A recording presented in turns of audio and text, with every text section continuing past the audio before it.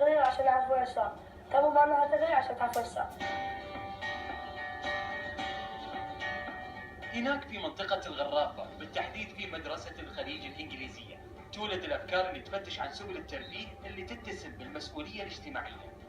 النادي السوري الرياضي في دولة قطر ينظم مهرجان الجالية السورية لرياضة الأطفال، وبتنظيم جميل جدا يمد اليد لليد لأبناء وطن واحد تحت ظل مباركة المسؤول ودعم الإبداع الفكري. يعني الحمد لله الشباب ما قصروا أيضا تأسيس هالنادي لبث روح الرياضة وتأسيس نواة. نحن لا نعتبر مقيمين، هي لازم نشارك، نختلط نندمج مع المجتمع الموجودين فيه، تقديم صورة إن شاء الله تكون طيبة للرياضة. الرياضة هي أساس كل شيء بالحياة يعني.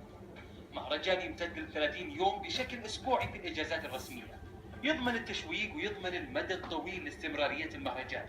يشارك في هذا المهرجان مجموعة من الأطفال من الجنسين، ويعيشون أجواء النشاط الرياضي بالتحديد في السباحة وكرة القدم.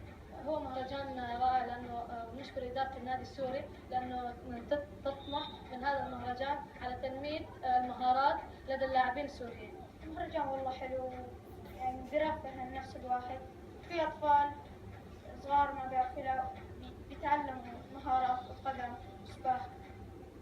ومتواجد مدربين للأطفال في فعالية كرة القدم لتعليمهم أساسيات الركض والاحتفاظ بالكرة والتسديد، وفي فعالية السباحة كان للمدربين تواجدهم لتعليمهم أساسيات هذه الرياضة وأيضا الغطس.